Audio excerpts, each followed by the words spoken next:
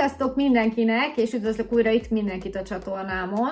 Hát ilyen még nem volt, de körülbelül ez az 5. alkalom, hogy leülök ide, és felvegyek nektek egy sorozatról szóló bemutatást, de mindig belegabajodok a saját gondolataimban, mert annyi minden szól erről a sorozatról, és annyi minden volt, amit meg akarok említeni.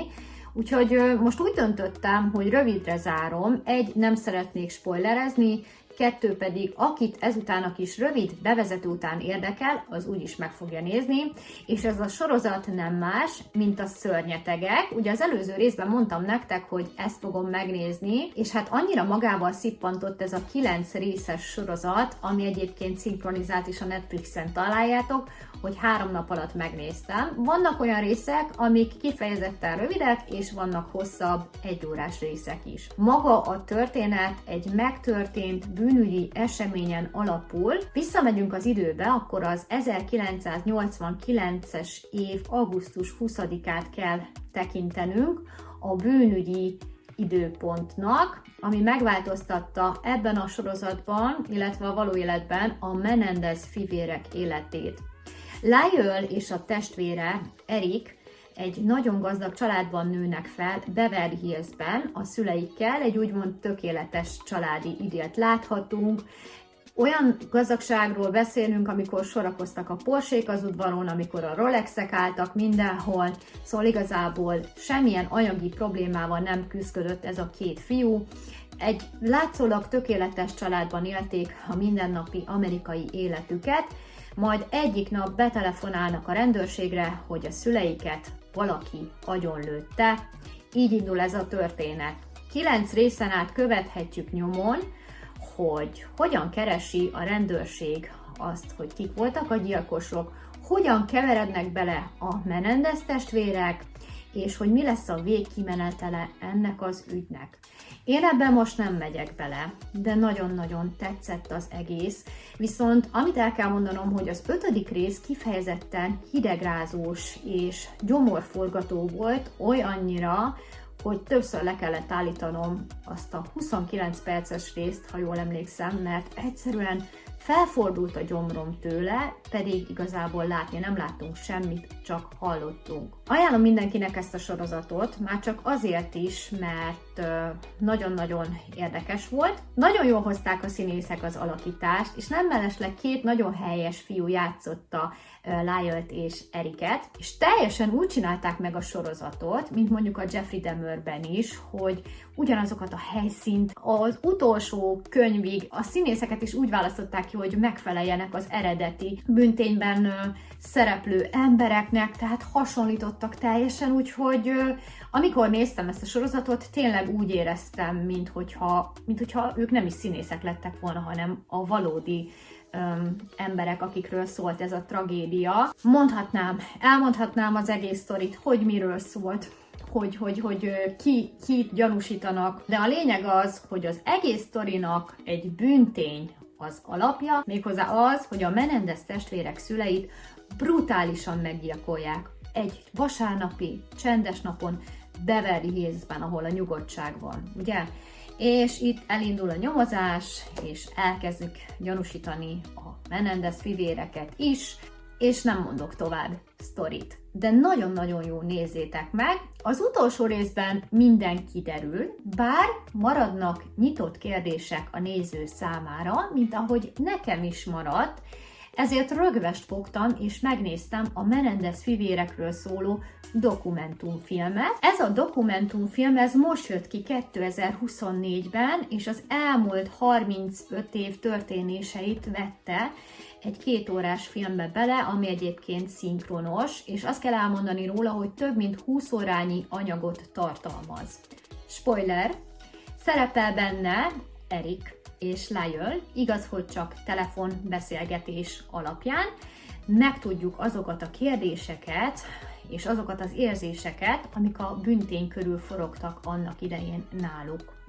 Én megmondom őszintén, hogy amikor megnéztem a Netflixes sorozatot, kétségeim voltak afelől, hogy az ügynek mi lett a kimenetele, de miután megnéztem a dokumentumfilmet, én egyértelműen a fiúk javára döntöttem ebben az ügyben, habár nem az történt, amit én szerettem volna, mégiscsak én azt gondolom, hogy ők ártatlanok voltak, de majd, ha megnézitek a sorozatot és a dokumentumfilmet, akkor döntsétek el ti is, mert azért vannak olyan dolgok, amik nem egyértelműek. Például volt olyan rész, amit a Netflixes sorozat 9 részében beleraktak, viszont a valódi tárgyaláson ez nem történt meg, ez a dokumentumfilmből kiderül, és nagyon sok olyan dolog van, ami a sorozatban másképp volt egy picit, nyilván, hogy egy kicsit érdekfeszítőbb legyen, mint maga a dokumentumfilmben. Minden esetre nekem nagyon tetszett, én nagyon-nagyon tudom nektek ajánlani, hogyha szerettétek a Jeffrey Dahmer-ös sorozatot, akkor imádni fogjátok. Picit hasonlít a zenei, illetve ez ugye ez a 90-es évekbeli stílus a Super Sexhez, mármint ami a zenéket illeti, úgyhogy ez is nagyon tetszett benne. A két fiú kiváló színészi alakítást alakított, és hát nagyon-nagyon szuper volt. Én utána a Wikipédián utánolvastam, és megnéztem az eredeti történetet, és nagyjából azt gondolom, hogy nagyon sikerült eltalálni a színészeket, hogy ugyanazokat a szereplőket hozzák, mint akik a való életben sajnos elszenvedték ezt a tragédiát. Úgyhogy szerintem pont eleget mondtam ahhoz, hogy kedvet kapjatok hozzá, úgyhogy nézzétek meg, ha lesz még valami, már pedig lesz, akkor jövök vissza. Sziasztok mindenkinek! Folytatom ezt a filmajánlós videót, és hát képzeljétek el, elfelejtettem egy filmről beszámolni, amit a múlt héten néztem meg. Most hétvégén nem néztem filmet, mert baromi jó idő volt, úgyhogy kirándultunk, sétáltunk, bicikliztünk, fociztunk, de akkor a múlt hétit most pótolom, úgyhogy mondom is, mit néztem múlt héten. Na szóval, amit múlt héten néztem, az most egy újdonság itt a Netflixen, és előre is köszönöm, rengeteg sorozatot ajánlottatok. Ezeket én mindig feljegyzem valahova, és van mikor belekezdek, van mikor nem, de figyelem mindig az ajánlásokat. Ez a filmet senki nem ajánlotta, de én megnéztem, ez pedig nem más, mint a Netflixen található Sweet Bobby nevezetű film, ami 1 óra 22 perces, 2024-es, ez egy brit dokumentumfilm, olvasom miről szól. Sokkoló dokumentumfilm, amelyben Kirat beleszeret egy férfiba, akivel a neten ismerkedik meg, majd egy virtuális kapcsolatba bonyolódik, ami évekre felforgatja az életét. Hát én annyira kíváncsi voltam felnőttként erre az internetes, ismerkedéses dologra, hogy tudom, van a Tinder ügy, okés, de hogy lehet az, hogy egy felnőtt nőt meg tudnak vezetni az interneten, és mivel, mert hogy erről szólt a kis bemutatója, hogy 10 évet vel az életéből. Tehát ez nem az a dokumentumfilm volt, mint mondjuk a Tinderes ügy, mert ugye itt életben van a csaj, tehát akkor mi az Isten történhetett 10 év alatt? Hogy lehet valaki annyira naív, hogy 10 évet elveszít az életéből egy internetes fellángolás miatt? Hát mondom, csak megnézem. Igen, London és környékén játszódik, és a két főszereplőnk, nem vagyok benne biztos, hogy indiaiak, de azt hiszem, hogy talán Indiából származnak, és hát a hölgy, aki abban a dokumentumfilmben van, ő ugye valósan beszél, viszont egyes szereplőket kicseréltek és Facebook posztokat. Hát nem lövöm le a poént. Én az első 1 óra 22 perc, az első egy órában egyszerűen nem tudtam rájönni, hogy mi nem klappol. Azt tudtam, hogy ez a csaj nagyon naív, de hogy 30-valahány évesen valaki feláldozza arra az egész életét, hogy egy olyan férfival csetel, és a mindennapi rész lesz, akit még soha az életben nem látott, mert hogy mindig voltak kifogások, és hát a végén a főszereplő lány Kirat leleplezi ezt a férfit. Igazából még akkor se hiszi el, hogy ez vele történt meg, mert ő még mindig hisz abba, hogy ez a férfi, ez bizony érez iránta, és egy iszonyat nagy csavar jön a végén. Tehát a filmben azt gondolod, hogy a férfi milyen egy szemétláda, hogy biztos van felesége, hogy így ismerkedik, de aztán felmerül benned a gyanú, hogy basszus, hát csak egy férfiről van szó, ha annyira vonzódna ez a nő, csak találkozna vele, ha lenne benne rizikó. És igen, vannak ilyen emberek, és főleg elkeseredett nők, mert nekem is volt ilyen a környezetemben, akik úgymond célpontjá várnak ennek a catfishingnek, ami azt jelenti, hogy valaki kiadja magát az interneten annak, ami nem is ő, csak mondjuk egy szimpatikus úriembernek. Rengeteg ilyen csoport van, ahol felrakják a nők, ez most teljesen a filmtől elvonatkoztatva mondom nektek, hogy szerintetek ez jó pas, és kiderül, hogy több társkeresőn is fent van az a férfi, és van egy úgynevezett olyan réteg, akik idős, elvált özvegy nőkre buknak, inkább a 60-55 feletti korosztály egészen a 70-75 éves korú nőkig. Fiatal férfiak posztolnak ilyen csoportokba, ahol ezek a mamik megjelennek, nagymamakorú, de viszont az internettel fejlődő hölgyekről van szó, és ezek a férfiak küldözgetnek nekik képeket arról, hogy ők milyen gazdagok, hogy milyen helyesek, és ezek az idősebb hölgyek annyira kivételesnek és szerencsésnek érzik magukat, hogy velük egy fiatalabb 30-as, 40-es évek beli, akár Amerikából író ügyvéd, vagy orvostan hallgató, vagy bárki velük foglalkozik innen, itt mondjuk Karcagon, ahol egyébként senkinek nem kell ez az elvált vagy özvegynő, és felcsillan bennük a remény, és hát aztán tudjuk, mi lesz a vége, ugye? Ilyen pénz kell, olyan pénz kell, mert nem tud hazautazni, míg nem az egész házat elviszik. Nagyjából ez szokott lenni, és volt egy ismerősöm, aki majdnem így járt, hogy az édesanyja és ő felőle majdnem elment a ház, egy ilyen ismeretlen, helyes, jóképű férfi miatt, és hozzáteszem, hogy ez az ismerősöm az egyik tanárom volt, aki bőven-bőven 70 közelébe jár, és hiába a tanári diploma, egyszerűen vannak olyan dolgok, amiket nem tanítanak meg az iskolában, például az, hogy ne állj szóba idegennel az interneten, és ne osszál meg magadról minden bizalmas infót. Hosszú volt ez a bejelentkezés, nézzétek meg ezt a dokumentumfilmet. Nekem ez nem tanított semmit, csak így felnyitotta a szememet, hogy tényleg valóban vannak ilyen nők, akik ilyen hibákba esnek, ami ez van.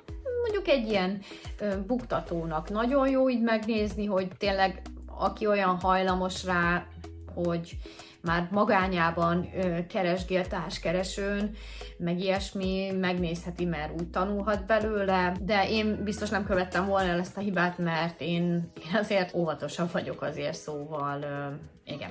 Na ennyi, ha lesz még valami, majd pedig lesz, akkor jövök vissza. Hát sziasztok mindenkinek, folytatom ezt a filmajánlós videót, nem tudom mikor jelentkeztem be utoljára, ma november 4 van, és iszonyatosan meleg van, itt vagyok a nappaliba, le is húztam a redőnyt, hogy ne legyen még melegebben, és hát mivel nagyon régóta néztem filmet, ezért nem tudom mikor jelentkeztem be legutoljára, de tegnap sikerült egy filmet néznem, vasárnap, és azért esett a választásom erre a filmre, mert tudjátok nálam ez az év az elengedésről szól, amikor nem stresszelek rá semmire, legyen az egy negatív komment, egy beszólás, vagy bármi, ami olyan, és ennek a filmnek pedig az a címe, hogy engedj el mindent. Hát mondom, akkor én ezt elengedtem, és megnézem ezt a filmet, ami egyébként ma top 4. legnépszerűbb film a top 10-ből.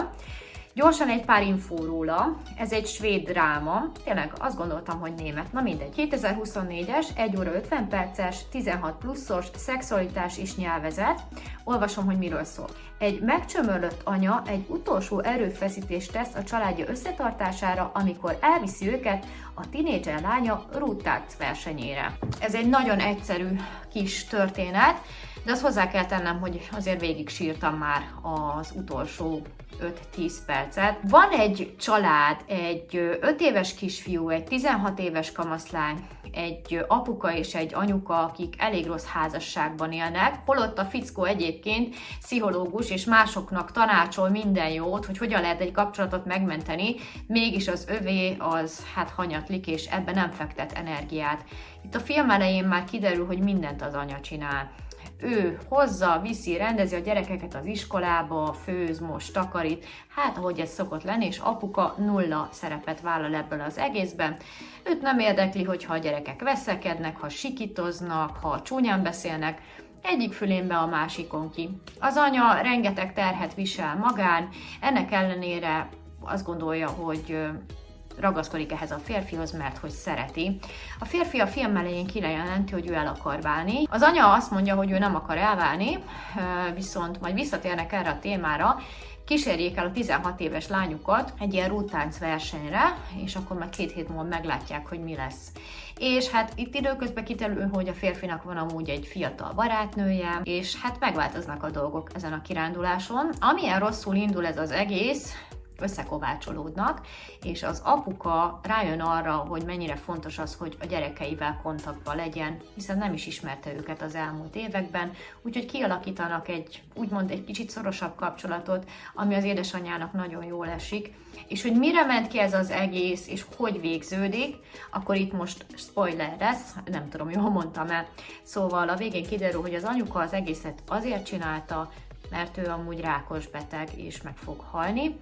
És sajnos ez lesz a filmnek a vége is, hogy viszont úgy hal meg, hogy ő már tudja, hogy ha ő elkerül erről a földi létről, akkor jó kezekben lesznek a gyerekei. Egy olyan apával, aki ismeri őket, aki tudja, hogy mit szeretnek, és gondoskodik róluk, és ő neki ez az egy vágya volt még a maradék életben, hogy összekovácsolja a gyerekeket az apukával, ami nagyon jól sikerült. Úgyhogy ajánlom mindenkinek ezt a filmet, elgondolkodtató. Az anya is ugye mindig azt érezte, hogy ha ő nem lenne, akkor nem lehetne ezt a családot úgy vinni, de igenis, a férfiak is tudják vinni, csak meg kell nekik mutatni, meg kell nekik tanítani, és bizony engedni kell őket is, hogy vállalják az apa szerepet, ne csak anya vigyen mindent, hogy legyen kötődés a gyerekekhez. Úgyhogy ajánlom mindenkinek egy nagyon egyszerű, leszinkronizált, azt írja, hogy szentimentális, keserédes, intim. Én intimnek nem mondanám, abszolút. Ez egy dráma számomra, egy pozitív és sok tartalommal, illetve mondani valóval megtűzelt dráma. Úgyhogy lesz még valami, már pedig lesz, akkor jövök vissza. Hát sziasztok mindenkinek! Itt a filmajánlós rész folytatásában. A hétvégén sikerült egy kicsit Netflixeznem, viszont kezdek egy olyannal, ami abszolút nem tetszett, de azért elmondom. Szóval nagyjából egy órát néztem belőle, és azt mondtam, hogy na jó, nekem ez nem az én filmem. Történjen bármi is, én már nem fogom végignézni, úgyhogy egy film lesz, amit nem ajánlok. Ez pedig nem más, mint a Gyönyörű sorscsapás, egy 2023-as film, 1 óra 35 perces, 16 pluszos, és Palvin Barbara férje játszik benne. Olvasom, miről szól.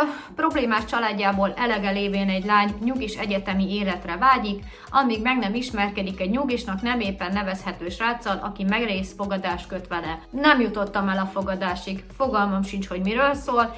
Romantikus végjáték, romantikus film, szokatlan, gúnyos, romantikus.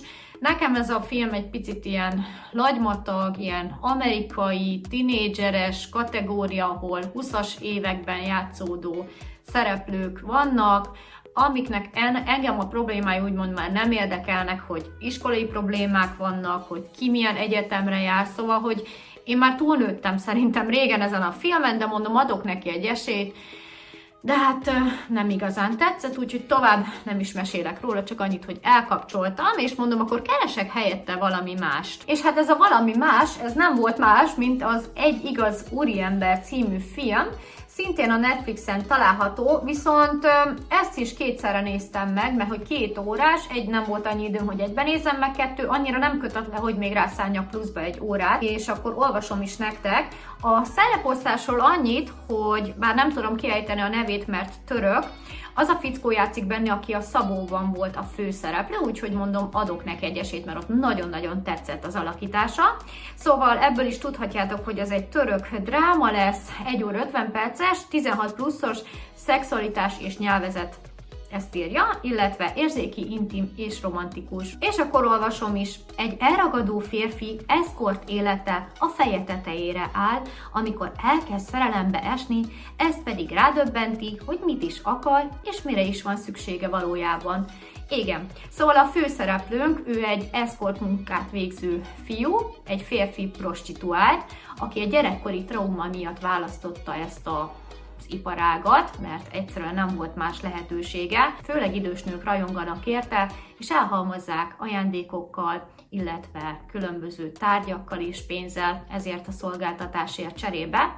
Ám egy napon találkozik egy számára nagyon kedves fiatal lánnyal, és megváltozik minden. Ahogy ez szokott lenni, általában ugye női prostituáltakat szoktak említeni a filmekben, de most ugye a másik oldalt látjuk, és bizony-bizony ki fog derülni a turpisság, ki fog derülni, hogy ő mivel foglalkozik, sőt, lesz benne csavar, ahogy a török filmekben, illetve a sorozatokban szokott lenni, rengeteg csavar van benne, és rengeteg váratlan fordulat, izgalmas, úgyhogy nekem nagyon-nagyon tetszett. A vége pedig olyan, hogy talán el tudok képzelni egy folytatást belőle, de rátok bízom, döntsétek el, én ajánlom mindenkinek, nagyon-nagyon tetszett. A következő film, amit pedig vasárnap kezdtem el, és sikerült is befejezni, mivel csak 1,5 órás, és egyébként ez is szinkronizált, mint az előző videók, ez nem más, mint az Umjolo, Valentin napi esküvő. Ez egy dél-afrikai romantikus vígjáték, és érzéki, bizarr, illetve érzelmes a témája. 1 óra 33 perces, jelenleg ez a 7. legnépszerűbb film ma, és olvasom, hogy miről szól. 2024-es, úgyhogy 16 pluszos szexualitás és nyelvezete miatt egy látszólag tökéletes pár kapcsolata zátonyra fut, amikor az egyikük megtudja, hogy kicsoda a másik valójában. De ki mondta, hogy a kapcsolatok egyszerűek? Ez a film úgy indul, hogy van egy fickó, aki hozzánk beszél nézőnkhöz, és ezen a tökéletes párnak a történeten keresztül mutatja be, hogy hogyan lehet egy csodálatos szerelemből egy nagyon rossz kapcsolat. Ez az afrikai hölgy, ő egy rendezvényszervező, aki nagyon sikeres a szakmájában, van egy csodálatos pasia, aki a tenyerén hordozza, megkéri a kezét, és aztán azzal a lendülettel szexel is egy másik nővel a lány kérésen, úgyhogy itt már az elején ki is derül, hogy igazából ez a férfi abszolút nem szereti ezt a nőt. Ez a nő, ez ilyen álomvilágban él, és hát a barátnője próbálja felnyitni a szemét, hogy Hékás, nem jó ez a pasi neked, és ez a csaj mindig azt gondolja, hogy mármint a főszereplő, hogy a barátnője féltékeny rá, holott megvan igazából az oka rá, hiszen ő az egyik, akivel csalja ezt a csajt, illetve hát kiderül ugye a nő számára, hogy ez a férfi nem volt hozzá hűséges, viszont azt nem tudja, hogy a barátnőjével is kavart, ellenben beval neki 17 megcsalást az elmúlt 6 hónapban, míg nem kiderül, hogy ez a férfi nem akar ilyen monogám kapcsolatban lenni, hanem ő olyat szeretne, hogy ilyen nyitott kapcsolatban vannak, hogy mindenki fűvel, fával, de megegyeznek, hogy ne legyen olyan, hogy a saját környezetükből választanak valakit. Ezt a férfi nem tudja betartani, a nő pedig hiába próbál úgymond alkalmazkodni ehhez a dologhoz, igazából ő nem olyan fajta, aki benne van ebben, hogy csak úgy lefeküdjön idegenekkel. És még egy család mintáját mutatják itt be, az említett férfinak a testvére is hasonló génekkel van megáldva, folyamatosan megcsalja a feleségét, aki egyébként tud is róla, és azt mondják, hogy ez ilyen általános dolog a férfiaknál, el kell fogadni. Elgondolkodtató film, egyben szórakoztató, vicces is, és beleviszi az egész afrikai kultúrát. Nekem nagyon tetszett, nem ilyen sírós, nem ilyen drámás, hanem inkább ilyen szemfelnyitós egyes hölgyeknek, úgyhogy ajánlom nektek.